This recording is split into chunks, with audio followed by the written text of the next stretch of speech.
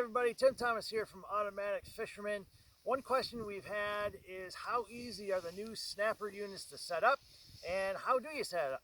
And so what I wanted to show you today is how easy it is to go right from the package, which these are the new snapper units right here. So we're going to take one brand new right out of the package. I'm going to set it up for you, show you how we set it up, how we rig it, and just how simple it is to go right from the package to deployed in the hole. So we've got the hole already drilled. I already have one of the Automatic Fisherman rods. This is the 33 medium heavy rod, all ready to go, all rigged up for pike in this particular case. And so we're going to open up a new unit and set it up. I'll show you guys how we do that. So open up the packaging. Again, these units are really simple to put together. And so there's the unit as it comes out of the package. This is the base unit, and then we're also going to find inside the unit, this is the float bobber. You can see I've already got that installed on the rod itself. This is the float bobber here. This is the non-freeze bobber that will go in the hole. All right, so that's the de-icer bobber. And then it also comes with a little adjustment tool, and I'll show you in a minute how we're going to use that. So I'll leave that here for right now. Now the first thing you're going to notice is that this is streamlined just like a tip-up. So if you have a whole bunch of these are going to go right down inside your bucket or inside your shelter, your sled, just like a tip-up would. And so that's one of the key features for the snapper, is that it's very convenient and folds up very nicely like the tip-ups.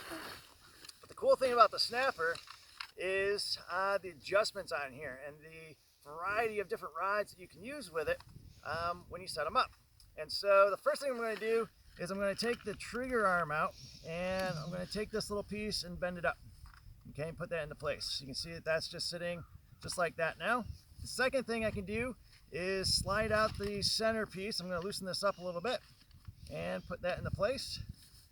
And now here's the cool thing. This little adjustment here allows you to adjust this unit to the size of your rod. You can use rods up to 50 inches long, depending upon the style of fishing that you're doing and what type of rods you like to use on the ice. And so this will slide open as big as you want it to be based on, again, the size of your rod. Now I'm going to open this up. There's also a scale on here so you can make them all the same, to about 9 inches. Nice little bit. So about 9 inches in size. And then to lock that in place, all you do is bring this screw in, and you hammer this down just like this, and this locks it into place. And this acts as the base to steady the unit on the ice. Now the next piece is your rod holder. That's this piece back here. I'm going to swing it around, and you're going to notice the rules, or not the rules, but the instructions and guidelines and all that sort of thing for the units are inside of here. So I'm going to just put those away for right now. And the adjustment here is the angle of your rod, how much of an angle you're going to use, and again it's going to be based on the size of rod that you're using. But this little guide right here will slide in and out and will adjust that angle. I'm going to put it right about in the middle for the 33-inch rod, so that's about right in there. I'm going to lock that down, and that'll give me just about a 45-degree angle on the rod holder. Now to hold the rod holder in place, you can also adjust this up and down. All right, but I'm going to extend it all the way out, and then I'm going to turn this knob here to lock that in place, again, against that plate. So there we are. So there's the unit, pretty well set up. Now, another adjustment you can do is right here on the trigger piece. This little nut right there allows this arm to go out and in. If you're going to bring it in by screwing the nut in farther, that's going to give you more of a bend in your rod and more of a hook set. And if you extend it out, it's going to give you less. And again, based on the size of your rod and the action of your rod, you're going to want to adjust that a little bit. So that's the base unit itself. Now what I'm going to do is set this up.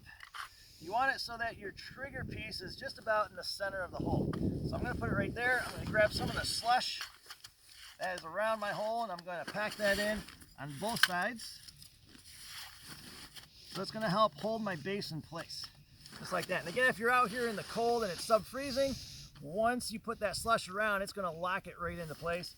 Again, even if this thing gets completely encased in ice and into the ice while you're fishing, you can come right up, kick it at the end. These things are super durable. You don't have to worry about it breaking on you. Now, the next thing we're going to do is adjust the rod itself.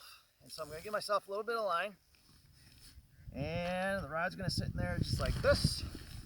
Now this is where the little tool comes into play. We need to adjust the unit so that it will trigger with the rod that I'm using. So I'm going to get out the piece here. Now this little tool, all right, is kind of nifty. It's got a little cutout here so that if you want to adjust this nut, that nut will fit right down in there for you. So this acts like a little pliers, if you will, or a little wrench. And then the tip of this, where you see this little tip here, I'm not sure if you can see it from that far away, but there's a little space in there. That little space is going to go on the little pin. And that's what we're going to set our rod on. And so that's what I'm going to do right now. If I try to set this right now, it's probably going to spring. It's probably not going to hold in place. All right, well, actually it is holding in place. So I'm going to test it here. Whew, that's actually not too bad. So it looks like this one doesn't need any adjustments. If I did need to adjust it, I can use this tool to take this little pin, put it down on there, and adjust that angle of the pin if necessary to hold the rod in place. Now again, with automatic fisherman rods, the tip itself can also be bent. And so you can also use that as an adjustment to get it to sit on the pin. But this one looked pretty good.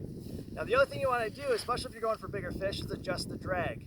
Now what we suggest is that when you pull this down, the rod tip should go just about to the water when the drag starts to go.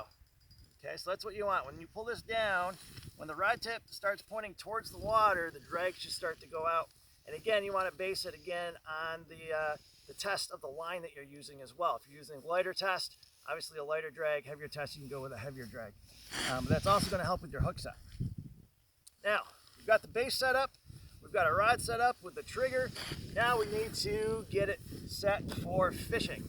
And so what I'm going to do is find the depth of the water. And for pike fishing up here in central New York, we like to have our baits typically 1, 2, maybe 3 feet off the bottom. Usually 1 to 2 feet off the bottom. So what I'm going to do is I'm going to put a weight on the end, and I'm going to let this go down all the way to the bottom. That's going to tell me where the bottom is.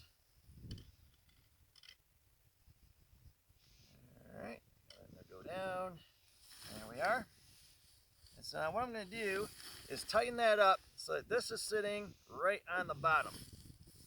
Okay, so that's there. What I'm going to do now is I'm going to do 1, 2 cranks. All right, 2 cranks is going to give me approximately 1.5 to 2 feet up off the bottom. I'm then going to bring the rest of my line up like this. Take my line down. I've got a little split shot on there to help carry my minnow down to the bottom. And so get one of the minnows out here. Now I'm using a really small treble. One thing I like with pike fishing is I like them to swallow it down so I don't have to hook set it. And again, in this particular case, with the automatic fisherman, as soon as they start to go away, it's going to get them before they swallow it. And so it's going to get them right in the side of the mouth. So we're going to put that down. We're going to let this go down to the bottom, just like that. We're going to spring load the rod, like this. And let this continue to go down. Now, here's the other cool thing about this. This is the float system right here, this little indicator bobber here. This does a multitude of things for you. One, it allows you to set the amount of line that's going to go out before the unit is triggered. The farther down you put it, the farther it's going to have to come up, and the farther the fish is going to go before the rod is triggered. If you set it up higher, that's going to shorten the amount of line that the fish is going to take before it's triggered.